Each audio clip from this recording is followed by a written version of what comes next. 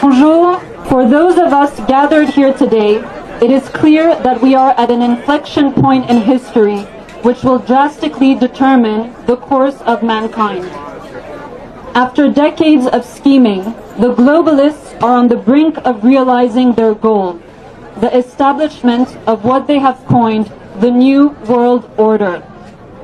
More commonly known today as the Great Reset after the COVID pandemic, it is the globalists' vision for a one-world government. Their objective, the centralization of power under one top ruling caste, and with that, the eradication of our sovereignty, both at national and individual levels. This is serfdom 2.0. You'll have nothing, live in the pods, eat the bugs, be numbed by your VR set, and you'll be happy. Meanwhile, this global state will own everything. They will even own us.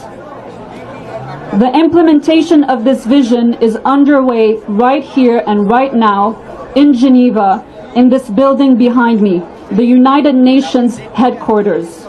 It is where the World Health Organization is finalizing the architecture of this system of governance at this year's World Health Assembly. By ratifying the amendments to the international health regulations and enforcing a new pandemic accord in 2024, the WHO will effectively take over every aspect of our lives.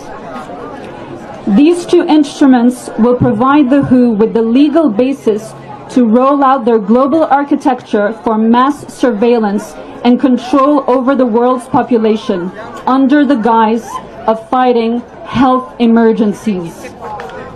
Prepare for a disease deadlier than COVID, said WHO Director General Tedros Ghebreyesus earlier this week.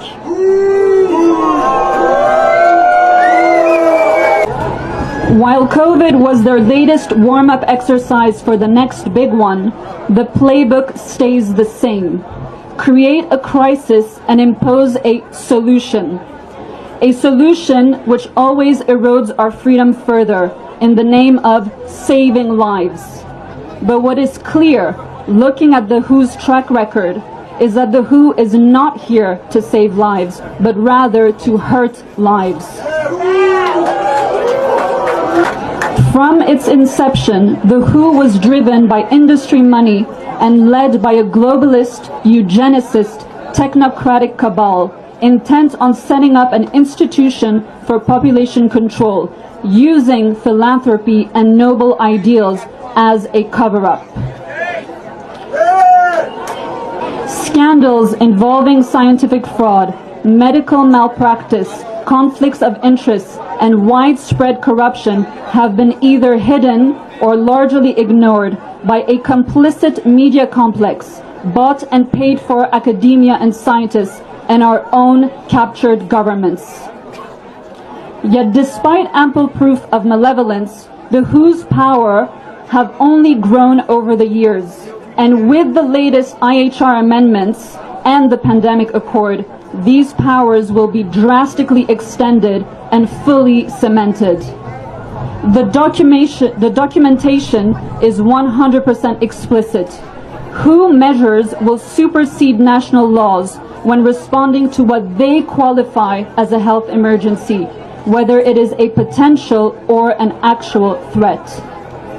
In order to make this determination, the WHO has put surveillance at the center of its programs, deploying many tools to monitor pathogens, that is us. This goes hand in hand with the global standardization and digitization of healthcare, including digital passports, which will enable the WHO to track our every move. Again, looking back on its recent and not so recent history, it is obvious that the WHO is one of the key chosen institutions of the globalists, specifically devised and weaponized against us.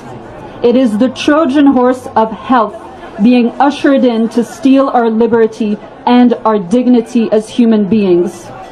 It is of utmost urgency that we reject the WHO, demand our governments exit the WHO, and even go as far as to dismantle the WHO. At this hour, it is not hyperbole to state that our most basic freedoms and that of our future generations depend on it. Thank you very much.